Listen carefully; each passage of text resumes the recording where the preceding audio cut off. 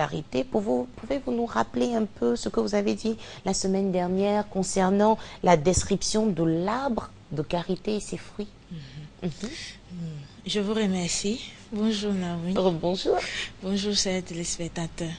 Voilà, la semaine dernière, j'avais dit que l'arbre de karité, c'est... Moi, parle fort. J'avais signifié que l'arbre de karité, c'est un arbre qui pousse qu'en Afrique de l'Ouest et ça pousse sauvagement. Ça, on n'arrive pas encore à domestiquer cet arbre-là. Donc ça pousse de manière sauvage, dont tombent des fruits délicieux et c'est dans ces fruits-là qu'on extrait ce beurre-là. Mais on va aller étape par étape. Comment vous récoltez les fruits de l'arbre de karité? Par la collecte. Comment ça se passe cette collecte-là? Cette collecte-là se passe dans le Grand Nord. Dans le Grand Nord, puisqu'il n'y a pas de personnes, il n'y a pas de personne qui peut dire qu'il y a un arbre de karité comme ça. Donc ce sont des hommes qui vont au champ et ils ramassent les fruits un peu partout. En fait, on ne sait pas une cueillette. Non. Les fruits tombent. Les fruits tombent. Pour que le beurre même soit de très bonne qualité, il ne faut pas cueillir le fruit. Il faut laisser que le fruit tombe. Quand on cueille, on n'a pas un beurre de karité de bonne qualité. Donc déjà, il faut laisser les fruits tomber. Ensuite, la particularité sont les hommes, pas les femmes. Non, non. Généralement, ce sont les hommes qui ramassent. D'accord. Qui ramassent ces différents fruits-là et les remettent aux femmes. D'accord. On a nos fruits de l'arbre de karité. Comment on procède pour la fabrication du beurre, pour obtenir le beurre de karité? Il y a plusieurs étapes, on dirait. Oui, il y a plusieurs étapes. On commence par quoi? On commence par le dépulpage. C'est quoi le dépulpage? Il y a un fruit. On enlève le fruit, soit on mange le fruit. On peut le consommer. On peut consommer le fruit. C'est très sucré même. D'accord. Mais parlons aujourd'hui du beurre. Lors d'autres émissions, on pourra revenir sur la consommation, ce qu'on peut faire avec les fruits, tout ça. Alors, donc, on dépulpe. On dépulpe et ensuite... Il y a une coque à l'intérieur. On fait bouillir cette coque-là, la cuisson. Maintenant, après la cuisson... Attends, c'est rapide. On cuit comment? On fait cuire comment? On met de l'eau? On met de l'eau. Ah, il faut nous donner des détails. Ça se passe comment? On met de l'eau au feu. On met les différents pulpes là dans la marmite et on laisse cuire. On laisse cuire pendant peut-être 10 minutes comme ça au feu. Après la cuisson, on a le séchage. On fait cuire pendant 10 minutes, vous avez dit. Ensuite, on a le séchage. On fait ça au soleil au soleil, immédiatement. En temps de pluie, on peut faire ça au four. On met le feu. En temps de pluie, on met le feu, on met les peuples là-dessus. D'accord. Voilà. Et puis, il faut sécher ça au soleil. Au soleil, immédiatement. Après la cuisson, on n'attend pas. Il faut sécher ça immédiatement au soleil ou au four. Et après le séchage au soleil, déjà, le séchage, il dure combien de temps? Le séchage peut durer 2 jours, 2 à 3 jours comme ça. Il faut que ça soit bien séché. D'accord. Il faut que ça soit bien séché parce que quand c'est pas bien séché, il y a le taux d'acidité qui est élevé dans le beurre. Donc il faut que le séchage même soit parfait. Soit parfait. Oui. Donc après 2 à 3 jours, finalement il faut des mois pour obtenir ce fameux beurre de karité. Et quand on finit cette étape de séchage, on arrive à quelle étape? Décoquage. Ça consiste en quoi maintenant? Casser, retirer la coque. On casse comment? Est-ce qu'il y a une façon de le faire? Oui, il y a une façon de le faire. On peut le casser soit au mortier, pilon, ou bien soit avec des cailloux. On peut casser ça comme ça aussi. Là, on n'a plus peur de la qualité. Hein? Donc, on casse comme on peut. On casse comme on peut. Rien que pour retirer l'amande qui est à l'intérieur de la coque. Quand on a obtenu cette amande, qu'est-ce qu'on fait? On a l'huile maintenant ou c'est encore loin? C'est encore loin. Waouh! Allons-y. On passe maintenant au grillage. On doit griller ça. Comme quand on grille de l'arachide. On grille ça bien au feu. On met du sable dans... Non, on ne met pas du sable. Parce que souvent, pour faire l'arachide, on utilise le sable. Non, ça, on ne met pas du sable. Très bien. On grille ça simplement. On grille ça un peu à doux feu. À feu doux. Oui. Et après ça, maintenant, on passe maintenant au concassage. Hé, c'est quoi ça? Le concassage. C'est-à-dire casser ça au mortier, piler. On revient encore au mortier. Au mortier, on pile encore. Vous n'avez pas de machine, vous faites tout ça à la main? On fait tout ça à la main, justement. Actuellement, le beurre de karité est fabriqué de manière artisanale. Il n'y a pas d'usine de fabrication de beurre. c'est fabriqué de manière artisanale dans le Grand Nord. Maintenant, nous le transférons à Abidjan. Nous avons une unité de purification. Nous purifions ce beurre-là. Bon, après, on va arriver donc à ça, mais intéressons-nous toujours à la fabrication de notre beurre, Beurre. Pardon. Donc, concassage.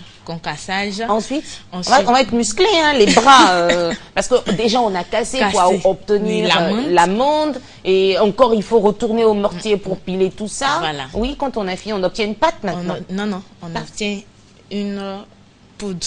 Une poudre. Une poudre. Ah oui, puisque ça a bien séché. Voilà, on obtient une poudre. Et cette poudre-là, on va avec cette poudre à la machine.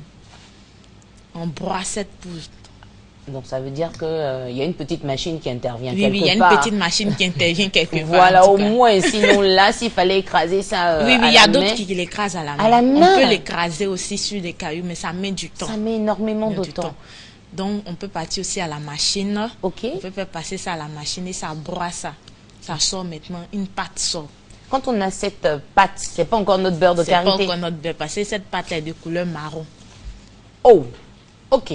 On a, d'accord, et puis, qu'est-ce qu'on fait? Cette pâte est de couleur marron, et ensuite, on ajoute maintenant de l'eau tiède dans cette pâte-là. Mais quelle quantité d'eau tiède pour la pâte? Si, par exemple, on a 3 kilos de pâte, il faut ajouter quelle quantité d'eau? 1 litre. 1 litre. On peut ajouter 1 litre. Très bien. 1 litre d'eau. Je suppose qu'il faut battre encore. Il faut battre avec la main. Il faut battre avec la main. Il faut battre avec la main, battre avec la main jusqu'à ce que le beurre même sorte à la surface. Ça sort. Le beurre remonte, l'eau reste en bas. L'eau reste en bas et le beurre remonte à la surface. Et ça remonte, mais ça sort d'une couleur grisâtre comme ça. On n'est pas encore à cette couleur jaune. On n'est pas encore à cette couleur jaune. Ben dis donc. Oui, allons-y. Le beurre remonte à la surface et ça se remonte une couleur grisâtre. Et c'est cette couleur-là, c'est ce qu'on a là à l'antenne. Voilà. C'est cette couleur-là qu'on a. C'est cette couleur-là. Et elle est en train de battre comme ça. Voilà, c'est ce qu'elle retire là. Oui, l'eau est en dessous. Et la pâte est au-dessus. Elle doit remettre ça au feu.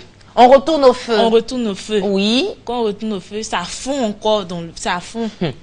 Et c'est l'huile maintenant. Le beurre maintenant remonte encore. Et cette fois-ci, on a notre beurre Cette fois-ci, on a Waouh! Est-ce que je peux voir ce que vous avez? Donc, finalement, il nous faut autour d'une semaine pour avoir du bon beurre de karité. Oui, oui. Parce que quand on a récolté, il faut sécher. Vous avez dit quoi? Casser, concasser. Bon, toutes les étapes, là, c'est pas évident. Et vous faites tout ça à la main. Mais je comprends pourquoi on trouve souvent des beurres de karité de mauvaise qualité. Parce que les femmes, elles mélangent avec quoi? Je sais pas. Elles mélangent avec des colorants. Avec des colorants, voilà. Elles n'ont pas suivi toutes les différentes étapes. C'est vrai qu'au fur et à mesure, on pourra après parler des vertus du bon beurre de karité. Mais dites-nous, ça met combien de temps l'apprentissage? Comment on peut apprendre à faire le beurre de karité avec tout ce que vous venez de nous dire là? En combien de temps on peut apprendre tout ça? Votre beurre de karité doux. Merci. C'est bon ça. Oui. On peut apprendre ça. C'est juste l'étape la plus difficile, c'est le séchage. Il faut savoir, il faut connaître le degré de séchage. Parce que la noix, on teste la noix. Comment vous la testez? J'ai pas une noix sur moi ici. Oui, et quand on a pu, qu'est-ce qu'on doit obtenir? Il faut que la noix soit ferme. Il faut que ça soit ferme. D'accord. Si ce n'est pas ferme, c'est que le séchage n'a pas réussi. D'accord. Donc, on le laisse encore sous le soleil. D'accord. Ça, c'est l'étape la plus difficile. Maintenant, comment battre le beurre pour que ça remonte à la surface. Quand on a obtenu... Mais votre beurre est doux. Je prends plaisir à jouer. Il est doux. Il n'est pas du tout dur. Regardez, ça fond là. Hein? Je n'ai même pas besoin de faire une forte pression. Et puis voilà. Et puis, oh, c'est bon. Oh là là. Bon, d'accord. Quand on obtient, comment on fait pour obtenir les différentes formes qu'on voit sur le marché? Il y en a de ronds, c'est vraiment joli. Vous avez des récipients spéciaux? Oui, ça, on appelle ça des différents moules là.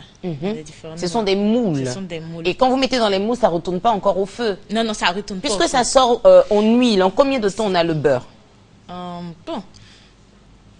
2 jours. En 2 jours, lorsque c'est... Bon, je vais arrêter de jouer, moi. Je vais arrêter de jouer. Oui, en 2 jours? En 2 jours, lorsque c'est pas sur le soleil, c'est dans un endroit bien frais, là. Ça peut durcir. Et comment reconnaît-on le bon beurre de karité? Le bon beurre de karité... Là, moi, j'ai touché, je sais que c'est bon aussi. Mais souvent, il y a des femmes qui arrivent à nous tromper. Donc, on a du beurre qui peut être de mauvaise qualité. Alors, comment peut-on reconnaître un bon beurre? C'est la couleur? C'est au toucher? Dites-nous, donnez-nous quelques petits secrets. Le bon beurre de karité se reconnaît par plusieurs manières. D'abord, par le toucher. Si vous touchez le bon beurre de karité, il est doux. Comme celui que je trouve. Et puis après, le doigt est doux aussi. Oui, il est doux. Et lorsqu'on l'applique, il ne brille pas trop. Il ne brille pas trop parce que la peau même absorbe ce beurre-là. C'est la peau en a besoin. Donc le vrai beurre de karité même, il est doux. Lorsqu'on l'applique, il ne brille pas sur la peau. La peau l'absorbe. Et aussi par le feu. Pour voir si le beurre de karité est de très bonne qualité, lorsque vous achetez un beurre au marché, venez le tester d'abord à la maison. Comment on fait? Vous mettez une marmite au feu. Oui, avec de l'eau ou bien... Non, sans une marmite. Lorsque la marmite même est bien chauffée, vous retirez un peu de ce beurre-là, puis vous le mettez dans la marmite. Lorsque le beurre fond sans bruit, c'est que c'est un beurre de très bonne qualité. Sans bruit, on n'entend rien du tout. On n'entend rien. Mais quand il y a un petit chut à côté, mauvaise qualité. Mauvaise qualité. Donc il est peut-être recommandé d'acheter une petite partie, enfin une petite quantité, faire le test à la maison. Si c'est bon, on peut prendre en grande quantité. En grande quantité. Très bien. Et aussi par la couleur aussi. Ah oui, la couleur. Que le vrai beurre de qualité et de karité, il y a deux couleurs. Soit il y a le blanc pâle qui est là. Moi, je suis pressée de toucher. Voilà. C'est vrai que c'est pas, on peut comparer, amis téléspectateurs. Il y a le blanc pâle qui est là. À ma gauche, là, le blanc pâle. Le blanc pâle et le jaune clair. Le jaune, voilà. Mais lorsque après ces deux couleurs-là, ça dépasse, il y a un jaune foncé. Oui, il y a un jaune, vraiment jaune de jaune, quoi. C'est que c'est pas le bon. C'est pas le mélangé. Ça, c'est... Ça, c'est blaguer tuer, comme on dit chez nous en Côte d'Ivoire. C'est ça, non. En tout cas, Madame Masandje Keita, merci beaucoup. Et je pense qu'on aura régulièrement rendez-vous parce qu'on doit arriver au circuit de commercialisation du beurre de karité. On parlera des vertus. Il y a tellement de choses à dire sur le beurre de karité. Merci d'être passé nous voir et puis à dans 2 semaines par la grâce de Dieu. Inch'Allah. Merci à vous. Bonne journée. Monsieur Fion Joseph s'est fait représenter par Monsieur Fion Kakou Norbert. Hier, il nous a appelé. On avait promis lui remettre son cadeau pour la fête des pères. Il peut venir. Vous pouvez venir ici, monsieur. Voilà, devant le micro, s'il vous plaît. Rapprochez-vous un tout petit peu. Monsieur, bonjour. Bonjour, madame. Vous nous venez d'où? Je viens de Koumassi. Vous venez de Koumassi. Et monsieur Fion Joseph, je crois qu'il est à Boisseau. En fait, c'est monsieur Fion Joseph qui est devant vous. Ah, mais pardon. c'est Fion Kakou qui est le gagnant. Pardon. Je vous prie de m'excuser. Pardon. Alors, monsieur Fion Joseph, votre frère, c'est votre frère? C'est notre frère. D'accord. Il est à Boisseau, c'est ça? Il est à Boisseau. Et empêché, il vous a mandaté pour venir prendre son cadeau. Comment vous avez passé, vous, la fête des pères? En tout cas, on a passé ça à l'église, on a fêté. Vous avez été célébré par la famille? Tout à fait. On ne vous a pas oublié cette année, les papas se plaignaient? Non, on ne nous a pas oublié. D'accord. On a été récompensés. Voilà. D'accord. Alors là, vous avez un CD dédicacé de la main de Assalfo, lead vocal du groupe Magic System, et puis vous avez un t-shirt à remettre donc à votre frère. Je vais me tenir debout et vous faire la bise pour vous souhaiter bonne fête, papa. Voilà. Merci beaucoup. Et puis, j'espère que ça va arriver. Ça va pas rester à Bijoux. Ça va partir à Boisseau. D'accord. Voilà, devant le micro, s'il vous plaît. Je voudrais remercier la RTI. Oui. Voilà, pour ce grand geste qu'elle a adressé au grand frère. Oui. Voilà. Merci à Magic System aussi. Voilà, Magic System aussi. Je remercie beaucoup Magic System d'avoir apporté ce cadeau à mon frère. Très bien. Et puis, nous, on voudrait aussi vous dire merci de regarder fidèlement les programmes du groupe RTI. Merci, monsieur. Bonne journée à vous. Merci à vous. Avant de nous dire au revoir, je crois que nous avons des images qui nous présentent l'ambiance qui a régné au studio B de la RTI. Nous ne sommes pas prêts, malheureusement. C'est un élément qu'on aura peut-être la possibilité de vous proposer demain ou les jours à venir. J'ai envie, avant de vous dire au revoir, amis téléspectateurs, j'ai envie de vous rappeler les noms des vainqueurs des équipes des pays qui ont remporté la Coupe du Monde depuis 1930 que elle est organisée. Alors en 1930 on a eu l'Uruguay, en 34 et en 38 ce fut l'Italie. En 1950 l'Uruguay a remporté bien sûr la Coupe du Monde. La République fédérale d'Allemagne a remporté la Coupe du Monde en 1954. En 58 et en 62 ce fut le Brésil. L'Angleterre c'était en 66. Le Brésil remporte la Coupe du Monde en 1970. La République fédérale d'Allemagne reprend la Coupe du Monde en 1974. En 1978, l'Argentine. En 1982, l'Italie. En 1986, l'Argentine encore. En 1990, la République fédérale d'Allemagne, encore une fois, reprend la Coupe, la ramène chez lui au pays. En 94, le Brésil. La France en 98. Le Brésil récupère encore la Coupe du Monde en 2002. En 2006, l'Italie. En 2010, l'Espagne. En 2014, peut-être la Côte d'Ivoire. Pourquoi pas? Amis téléspectateurs, on a pris beaucoup de plaisir à vous présenter cette émission. On espère